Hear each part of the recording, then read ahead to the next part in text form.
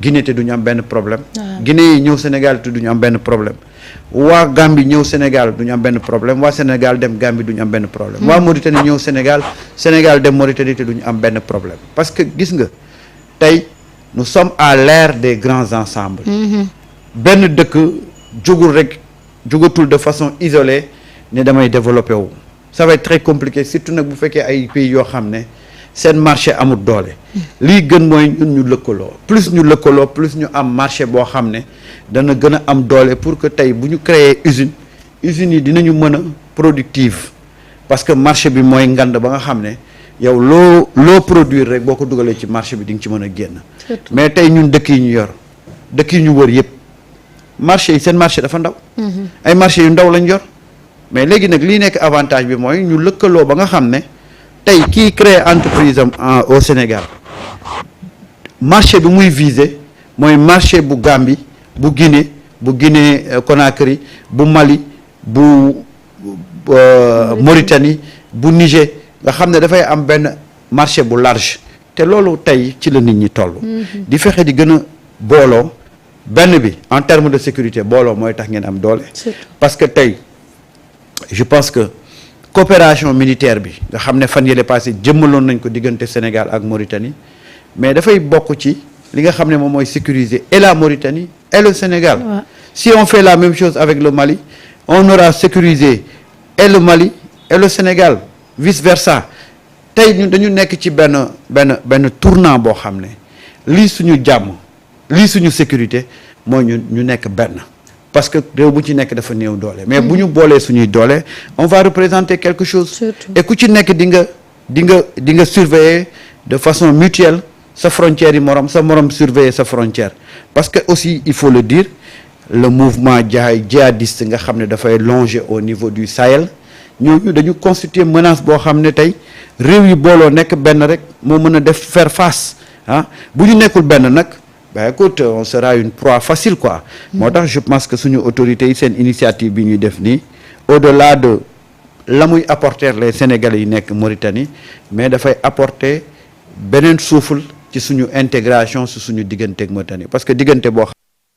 xam on peut jamais couper ce cordon là waaw mënuñu ko couper waaw da ngay toog tey gis Mauritanie nga gis fa seen équipe nationale nga gis fa ay Ibrahima Fall ay Daouda Thiam ay Bekay Koundoul xam nga yooyu dafay wane ne ñun on ne peut pas mënuñu tàqalikoo ak Mauritanie mënut a tàqalikoo ak ñun c'est pareil pour la Gambie tur yi ngay gis fii moom ngay gis Gambie écriture yi ñooy changer rek waaw parce que fii dañuy wax El Hadj fee di wax Alaaji xam nga donc dafa am histoire boo xam ne moo ñu boole avec nos voisins que de telle sorte que notre intégration suñu intégration ak yeneen pays yi ça doit pas poser de problème et bu ñu ko defee je pense que di nga gis en termes économiques ce sera vraiment bien mais également en termes de sécurité ce sera également benn affaire bu am solo ci sécurité réew yi moo tax nag aujourd'hui suñu ñaari dirigeants yi bi ñu ñëwee dañu def li ñuy wax la diplomatie de proximité parce que balaa ngay dem di jéggaani bay wut relation ak keneen relation ci say dëkkandoor d'abord li ñuy wax béy ci say wewu tànk moo tax bi suñu autorités yi ñëwee seen vision diplomatie mooy une diplomatie de proximité mooy ñi ñu wër nañu nekk ak ñoom ci jàmm ba pare loolu moo waral aussi bien président Diomaye Faye que le premier ministre Ousmane Sonko seen première sortie ñu ngi ko réservé aux pays voisins Ousmane dem na fi Gambie président dem na fi Guinée Bissau dem fi Niger dem fi Ousmane dem Guinée Conakry donc yooyu yëpp dafa am une nouvelle vision de notre diplomatie te loolu il faut nga xam ne dafay nekk ci loo xam ne dafay kalewu ci ñoom démarche bi ñu am c'est des panafricanistes loolu la ñu jaay nit ñi loolu la ñu jaay projet bi sax boo xoolee loolu daf ci am solo donc pour quelqu'un qui incarne le panafricanisme toujours sa premier tàmbale ci sa diplomatie mooy nekk une diplomatie de proximité être bien avec nos voisins ensuite nag après ngay jéem a tendre pour yeneen dëkk yeeg yeneen dëkk yi te loolu bi ñu yegsee dañ koo jëmmal. C'est pourquoi moi je dis que aujourd'hui il est important de suivre nos autorités ci seen façon bi ñuy dérouler seen diplomatie. Peut-être que il y a des gens qui comprennent et qui veulent pas comprendre, c'est leur problème. Mais moi je pense qu'aujourd'hui on a une meilleure visibilité de la diplomatie sénégalaise, une meilleure visibilité. Priorité à cette diplomatie de proximité pour nag ensuite aller vers d'autres continents, d'autres pays gën ko yaatal. Et ça gis nañ suñu autorités yi jéego ñu ci def parce que Marieta boo xoolee bi Macky Sall avant muy dem on était plus bien avec le Mali parce que dañ ko embargo woon. Niger Macky Sall bokkoon na ci pays yi ne woon dañuy songu Niger mooy bi ñu defee coup d'état ba jàpp seen président Macky Sall bokkoon na ci pays yi nga xam ne waaw dañuy yónnee ay soldats pour ñu dem mener la guerre contre le Niger. Ça veut dire que contre le Niger avec Niger bi ñun jubawuñ woon ak moom gis nga bi kii ñëwee Doumbouya de la Guinée Conakry seen relation c'était pas ça donc beaucoup de pays voisins demoon dama amatuñu relationship bi war seen diggante ak Sénégal loolu nag bi ñuy ñëwee dañu réparer mbir mi dañ ko rectifier waat c'est pourquoi des fois ñi nga xam ne dañoo gàtt gis-gis ba ñu toogee dawal tuuti ñuy génne naan port dafa nekk situation catastrophique ma ne leen c'est parce que vous n'avez rien compris port ba muy nekk ci situation catastrophique boobu waa Macky Sall mu ngi ci boppum réew mi parce que ñun Mali dafa bokkoon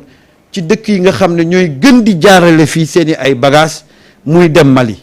donc le port était une plaque tournante pour le Mali mais depuis bi embargo bi demee suñu diggante ak Mali dafa dem di jaaree feneen fu ci mel ni Côte d'Ivoire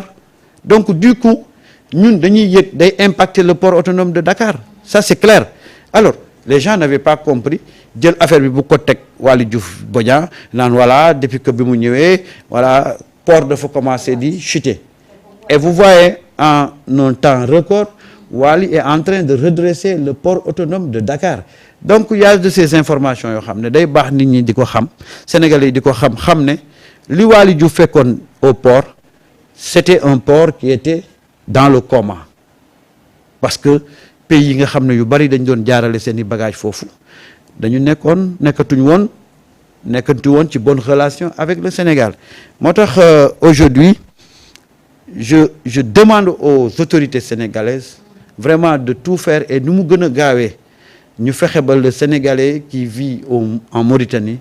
puisse vraiment être tranquille vaquer tranquillement à ses occupations.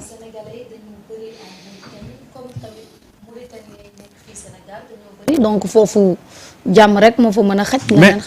nous sommes liés d'abord par l'histoire. Ouais. Avant d'être liés par autre chose. Tey boo demee Rosso mais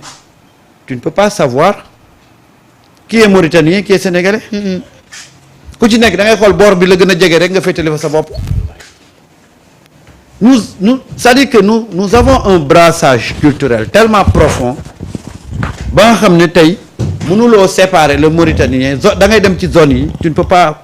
xam kan mooy mauritanien kan mooy Sénégal. Nous sommes liés par l'histoire et condamnés par la géographie. Voilà tey. kanam gi wute nag bu 14h yëgale la. tey boo demee Gambie boo demee Gambie mais ñun suñu diggante Gambie mais tu ne peux pas savoir qui est gambien de souche et qui est sénégalais de souche. mënoo ko xam tellement brassage culturel bi dafa profond moo tax gis nga koo xam ne mënu leen tàqalikoo. ànd leen rek ànd ci jàmm moo tax vraiment pour le